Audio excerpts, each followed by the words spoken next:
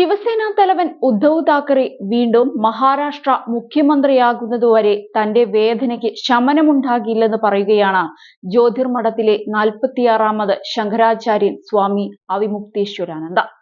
തിങ്കളാഴ്ച ഉദ്ധവ് താക്കറെയുടെ മുംബൈയിലെ വസതിയായ മാധോശ്രീ സന്ദർശിച്ച ശേഷം മാധ്യമങ്ങളോട് സംസാരിക്കുകയായിരുന്നു അദ്ദേഹത്തിന്റെ ഈ പ്രതികരണം. ഞങ്ങൾ ഹിന്ദുമതത്തിന്റെ അനുയായികളാണ്.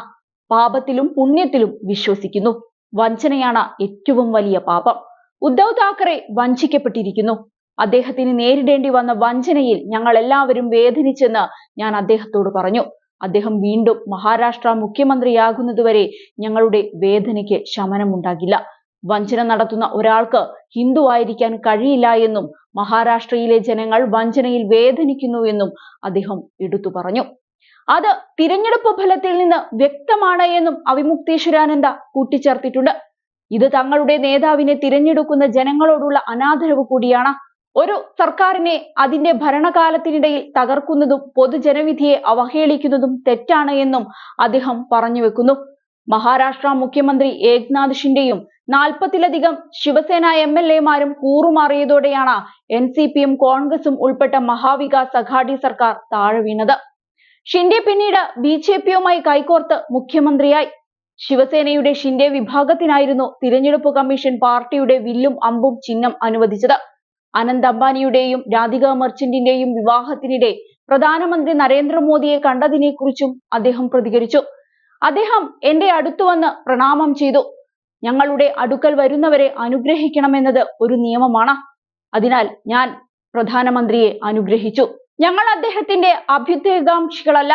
അദ്ദേഹം തെറ്റ് ചെയ്താൽ ഞങ്ങൾ അത് ചൂണ്ടിക്കാണിക്കുന്നുവെന്നും സ്വാമി പറഞ്ഞു. ജൂലൈ 12-ന് മുംബൈയിൽ നടന്ന അനന്ത് അംബാനിയുടെയും രാധിക മർച്ചന്റിന്റെയും വിവാഹത്തിൽ ദ്വാരകാ പീഠത്തിലെ ശങ്കരാചാര്യ സ്വാമി സദാനന്ദ സരസ്വതിക്കൊപ്പം സ്വാമി അവിമുക്തേശ്വരാനന്ദ പങ്കെടുത്തിരുന്നു. നേരത്തെ ലോക്സഭാ പ്രതിപക്ഷ നേതാവ് രാഹുൽ ഗാന്ധി ലോക്സഭയിൽ നടത്തിയ പ്രസംഗത്തെ അദ്ദേഹം പിന്തുണച്ചിരുന്നു. രാഹുലിന്റെ പ്രസംഗം ഹിന്ദു വിരുദ്ധമല്ല എന്നായിരുന്നു അദ്ദേഹം പറഞ്ഞിരുന്നത്. ഇത് വലിയ രീതിയിൽ മാധ്യമ ശ്രദ്ധ പിടിച്ചുപറ്റിയിരുന്നു.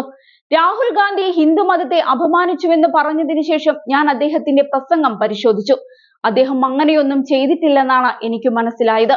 ഹിന്ദുമതത്തിൽ അക്രമത്തിന് സ്ഥാനമില്ലെന്നാണ് അദ്ദേഹം പറയുന്നത്. അങ്ങനെ പറഞ്ഞ അദ്ദേഹത്തിന്റെ സംസാരം വളച്ചൊടിക്കുക, സന്ദർഭത്തിൽ നിന്ന് വാക്യങ്ങൾ അടർത്തിയെടുത്ത് പ്രചരിപ്പിക്കുക എന്നിവ കുറ്റകരമാണ്. തെറ്റിദ്ധാരണ പരത്തിയവർക്കെതിരെ നടപടി സ്വീകരിക്കണമെന്നും സ്വാമി പറഞ്ഞിരുന്നു. ഹിന്ദു വികാരം വ്രണപ്പെടുത്തിയതിന് രാഹുൽ മാപ്പ് പറയണമെന്ന് അമിത്ഷാ ആവശ്യപ്പെട്ടിരുന്നു.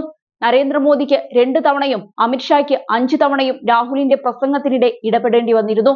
മുഴുവൻ ഹിന്ദു സമൂഹത്തെയും അക്രമാസക്തമെന്ന് വിളിക്കുന്നത് വളരെ ഗുരുതരമാണെന്നായിരുന്നു മോദി എഴുന്നേറ്റ് നിന്ന് സ്പീക്കർ ഓം ബിർളയോട് ലോക്സഭയിൽ വെച്ച് പറഞ്ഞത്. എന്നാൽ താൻ പരാമർശിക്കുന്നത് RSSനെയും BJPയെയും മോദി ഷാമാരെയുമാണെന്നും നരേന്ദ്രമോദിയോ BJPയോ RSSോ ഹിന്ദു സമൂഹത്തെ മുഴുവൻ പ്രതിനിധീകരിക്കുന്നില്ല എന്നുമായിരുന്നു രാഹുൽ ഗാന്ധിയുടെ മറുപടി. ഹിന്ദുമതത്തിൽ സംഘപരിവാറിന് കുത്തകയില്ലെന്നും അദ്ദേഹം പറഞ്ഞിരുന്നു. അതേസമയം രാഹുലിന്റെ പരാമർശത്തിനെതിരെ വലതുപക്ഷ സംഘടനകൾ വലിയ പ്രതിഷേധമാണ് അഴിച്ചുവിട്ടത്. ഗുജറാത്തിലെ അഹമ്മദാബാദിൽ കോൺഗ്രസ് ആസ്ഥാനം വലതുപക്ഷ പ്രവർത്തകർ ആക്രമണത്തിന് ഇരയാക്കിയിരുന്നു.